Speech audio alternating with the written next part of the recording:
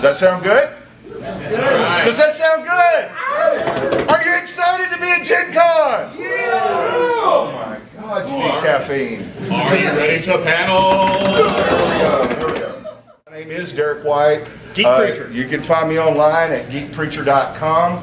I am a pastor in outside of Memphis and Jackson, Tennessee. I pastor 2 United Methodist churches. I've been a part of the GenCon scene since about 2007, so not as long as some of you, but I've been a geek since 1970. Dave Mattingly is a publisher with Blackwyrm Games. They publish wonderful books like God Loves the Freaks, Faith in Gaming. Dave is also working with the Christian Gamers Guild and is part of the driving force behind our booth this year. Dave has also been the driving force behind our worship service for how long now, Dave? At GenCon, this is either our 9th or 10th year. 9th or 10th year. I think it's 10. I think it is 10. And so Dave Mattingly has been the driving force behind that. I had my 25th wedding anniversary 2 weeks ago. Woo! I also had my 20th wedding anniversary 2 weeks ago. I grew up as an atheist. Became a Christian while I was out of college.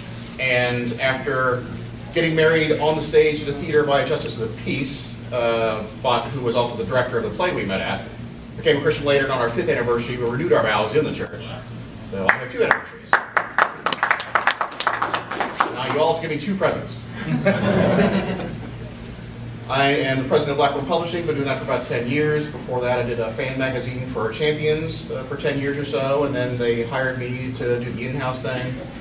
In that time, we've come out with roughly 100 novels, sci-fi, fantasy, horror, business, Christian, mystery, romance, and we're always looking at other kinds of things. And I'm a gamer. Hi, Dave. Yeah. Our next panelist, if you don't know him, you probably know his work.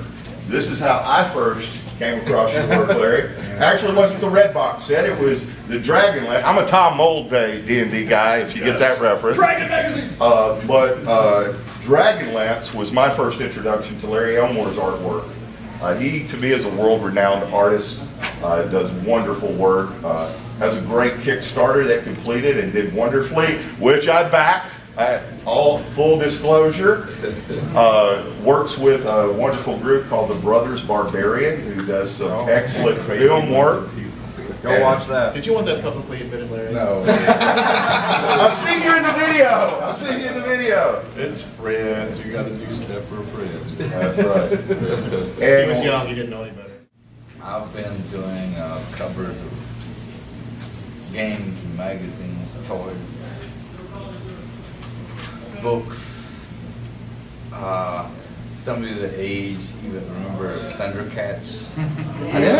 I did the toy packaging for Thundercats. I did the toy packaging for Willow toys. I've done Princess of Power sticker fun books. I've done He-Man stuff, model car boxes, Dragonlance, D&D, role playing. So I've done covers for about everything. The only people I stayed away from was Hollywood.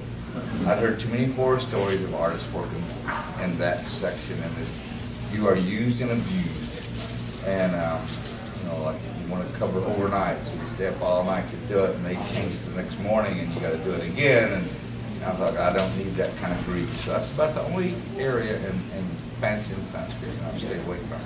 But then Brothers Barbarian came along and entered the Hollywood career, haven't you?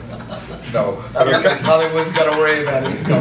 Here comes Michael Bay. But I've been doing it all my life, and I've had my share of problems with. I was painted dragons and things like that. So I've had some ups and downs in my life between just a normal geeks, Christian, right, and things like that. And I grew up as a very fundamental Baptist, as fundamental as you can get. So I understand all sides of the fences, and I've had to make my way the best I can down the middle of it all. So a lot of people think you're an artist, you're just some crazy guy.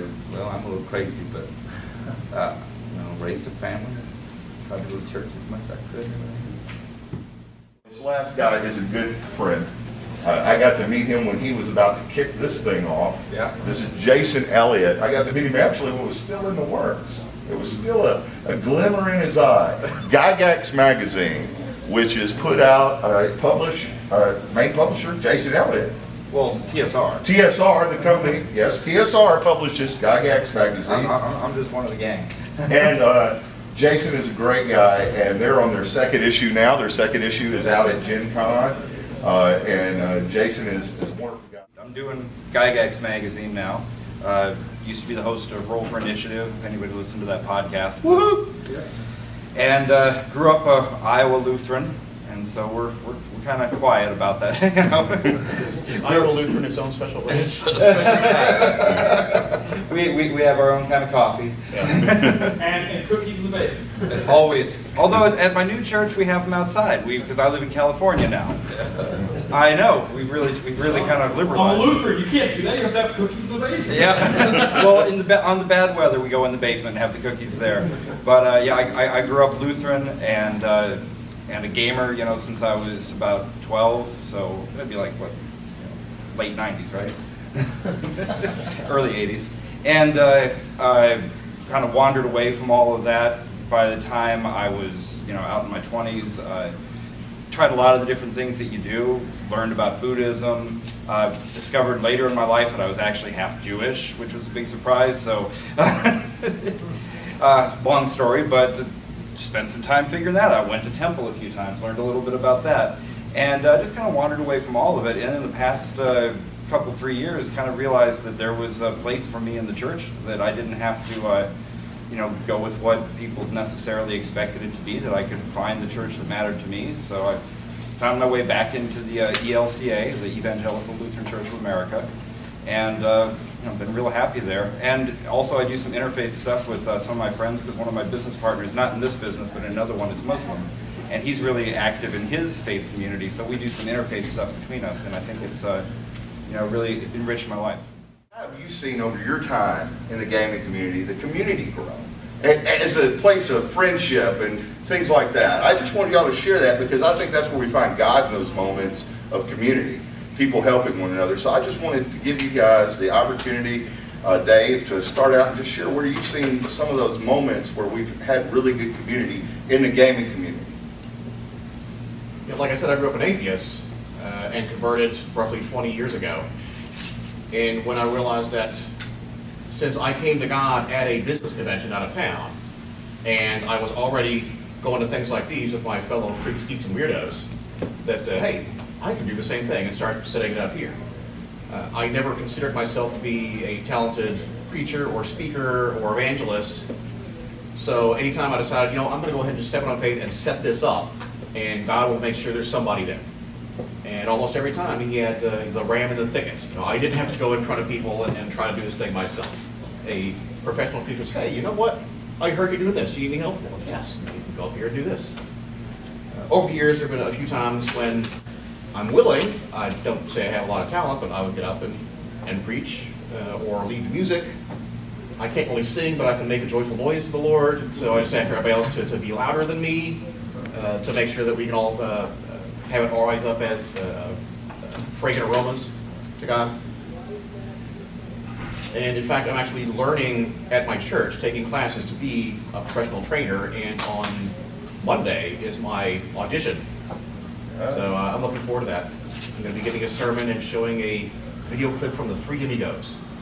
Seems perfectly appropriate, I think. That is great. What Yes. clip? What clip? When they meet the singing bush. Oh yeah. But by reaching out and saying, hey, I'm doing this thing and I want to see who can help me, then here's a guy I never before, oh yeah, I can come and help you. And we've kept up. There are people I've met from all around the world who come to these church services or the panels, or that I meet online through the Christian Gamers Guild mailing list, the Fans for Christ board, or the Game Church people, all that kind of stuff. And we see each other year after year and keep in touch throughout the year. I'm helping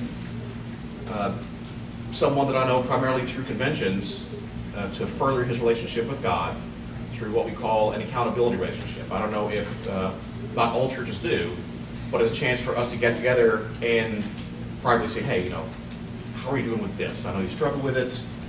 Here's what's going on with me, and just to keep each other walking the straight line as iron sharpens iron. So thanks to meeting people here like this and interacting with them, then we can help each other get closer to God as well. That's awesome. I think I've only missed 2 Gen Cons since 1981. And both of those I was in the hospital. One of those I died. When I come to, they put a stent in my heart, and I said, I gotta go to Gen Con. And they said, you can't go, we gotta see if this is gonna work. And then they showed me that when they used the paddles on me to bring me back to life, they busted every blood vessel in my face and in my eyes. So my eyes were solid, everything was solid red. And I said, that's okay, I could be in costume. They still wouldn't let me. But You made your safety throw, isn't that pretty? so I've been coming to Gen Con and Dragon Con and conventions, certain ones, every year almost. And yes, you do develop a lot of friends. I was talking on the way up here, I said, I've been to so many Gen Cons, it's a hassle, the paperwork, the marshalling yard, all this stuff. I said, I could just quit coming. I said, it's not that I need the money or I need the exposure. But I said, what makes me come is see old friends. For, 20 years, 30 years. Even old TSR friends, we worked together back in the day. And I saw some already this year that I hadn't seen in several years. And not just that, but certain people come to every convention. And you see them every year, although sometimes I can't remember all the names, but I recognize all the faces. And so that's what, it's like another family. And believe me, that if you love, I don't know what the terminology these days, a geek, a gamer, or whatever, if you're one of these people, you are brothers and sisters all over the world, the same body. Go to Italy, to France, to Spain, to Germany, England. You can spot gamers, talk to them. They're all the same. And we're a different breed. We're a creative type. Some a little more intelligent. We've got a lot more questions. And all this kind of stuff. And they're unique. And I always say, I like characters. And they're a great bunch of characters. So I've been doing this a long time, and I think I started early working at D&D and working with TSR. And in the 80s, that's when Dungeons and Dragons was taking the biggest hits there ever was. So I've spent a lot of my time as a mediator between two factions, between the very hard right and the very hard left. You have people it's like, well, it's all evil, and some people like, nothing's evil. There is a middle of the road in this. And I've spent a lot of that talking to a lot of people about, all that kind of stuff. So it is a big community, and I love it. Same question, I guess. Yeah. I mean, or you could have some well, input. no, I'm actually, this is one kind of really interesting first question for me, because I think about this a lot. I guess I usually say I came out of the punk scene. Because, as soon as I got out of Iowa, I was straight to Chicago. And, 18 years old, running around trying to see who could have the biggest mohawk in town. It was me. And, but the thing is, I like to travel a lot at the time, too. And I would get out. I've always done zines and things like that. I used to Xerox them and send them to whoever would, have me, and people would put me up in their floors if I would get to their town. And I was real lucky. I got to travel around to like England and Japan and around the country. And the thing that was back then, this is sort of, I was an ex-geek, I guess, now as a punk, was that you could always spot somebody. You'd be like, oh, look at that, look at his hairstyle, look at her, outfit that she's wearing, or look at her boots. That's going to be somebody that I can talk to, here in this crowd that I've never met. And it was always true. And kind of finding my way back into the geek community in the past 10 years or so, it's the same thing. You're walking down the street, and you see somebody who's got a River Tam t-shirt on, or you see somebody who's got a good Roll 20 kind of joke on their shirt or something. That maybe you could go up and have a conversation with them. And And I think that the communities have a lot in common too. You know, whether we're talking about the punk scene, the goth scene, the industrial, the rave scene, the geek scene, and they overlap a lot. I mean, I'm sure a lot of people are in those other scenes too, right? You know, it's like, have you ever been to a rainbow gathering? Or have you ever been to like a massive or anything like that? You get in these places where you've just got thousands of people that are all into more or less the same kind of things you are, and you get this feeling that you just want that to last forever. This idea of being surrounded by people that you know you could at least go up to and say, I have a connection with you. And it's funny because being a Lutheran, I think being a Christian in general gives you that feeling too, or actually just being able to talk about your faith gives you that feeling when you're around people that you know you have that place you can do it. And it's also nice to get those, just like, you know, a spot of mohawk and I know, you know, I can talk to that person, or saying something about cookies in the basement, you know? It's like just those little connections make all the difference and make you feel like you're part of a, you know, of a world family. I just quit separating them. I'm a gamer and a Christian and a nerd and a programmer, all that stuff all the time. I don't care whether I'm at work or church or family. I'm just always the same guy. So at church I seem nerdy. At the office I seem churchy. You know, whatever. I don't care. I'm always me. Well, I came to faith as a geek. And so what I do is the thing is number one is I look for God everywhere. You know, I look for God in the game. Now, sometimes I don't see God in the game, especially when my friends are playing Ascension with me and are trying to destroy one another. They have gotten me addicted to that game. I love playing it. But, you know, so sometimes we don't see God there, but it's trying to see God in the world around here, because that is the basic Christian teaching. Churches, especially for my generation, and some are still like that depending on what part of the country you're from, they want you as a member to conform to their standards, whatever it is, whatever church. And that is wrong, because in other words, they have a certain standards, and the group that's attending has a certain joint mindset. But if you don't fit that mindset, then you must conform to be in that church. What I've seen slowly happen, especially as there's more and more gamers in the world and other people, unique characters, is don't conform. Stay to yourself and stay a Christian. And you will influence those people, because what we need is you're the next generation and the next generation that's going to run this church, is going to be there. You might become a majority one day. You don't know. But by being yourself and being open-minded and honest, I think that only good things can happen. Not being an outsider and forced to conform.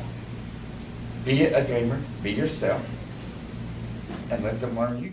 My church training, one of the other guys had seen one of the things I was doing. He said, "Wow, that was pretty good. I don't know if I'm ever going to be like you." I said, "Good, don't. I want you to be like me." That's right. God made you, and He only made one of you. And He wants somebody to be you, and you should. So quit trying to be. Otherwise, you're insulting God, saying the you He made is not good enough, going to be somebody else. So be you all the time. Sure, you have different groups of friends that are in those two different sets, right? And I do too, and in a lot of different worlds. And so what I kind of slowly found for myself was that I was embarrassed to talk about one part of my life in front of people from another part of my life. And I was afraid that they were either going to judge what I had to say, or they were going to think I was pushing something on them. Or you just don't get into an argument. Exactly. And so, you know, I learned that if I don't, as long as I'm not, and I'm going to say as long as I'm not preaching the gospel of games or the gospel of Christ, you know, pushing it, but I just go ahead and I don't hide the things that I have to say. So, for example, I was over playing Munchkin, actually with some of my friends, and they've raised their kids atheist, and that's that's for them to do. They usually say we're going to let them decide, but I mean, you know what that means. And so the kids, they have certain things they said, and they were like, "Oh, that's some Jesus things," and I just kind of like caught the little sort of derision in their voice, and I don't remember exactly what I said, but it wasn't something pushy. It was just like, well, you know, that's kind of a rude thing to say, and if you should be careful who you say that in front of, because you might be hurting their feelings. And that's all I said, and I let it go. And then just a little bit later, you know, my friend Casey, the mom, she kind of opened up to me, and she's like, well, why do you think these things? And we had a chance to have a discussion about it that was open and not pushy. And actually, I happened to bring my friend, my business partner, and my friend Mushter, and his imam to Kineticon last year. So, because they just, we'd been doing a whole bunch of stuff, and they just asked me about a few things and said, well, could we just like go listen in on one of the panels and just kind of see what it's like? And you know, we got them playing Dominion, so. You're wanting to know how gamers in a topsy-turvy world can be a better faithful witness of Jesus, right? Maybe flip that. Maybe Okay. say, how can we as Christians Okay. be a better witness to those in the gaming community? Be accepting, be loving, right? Because all of these things without love. I think you're answering your own question.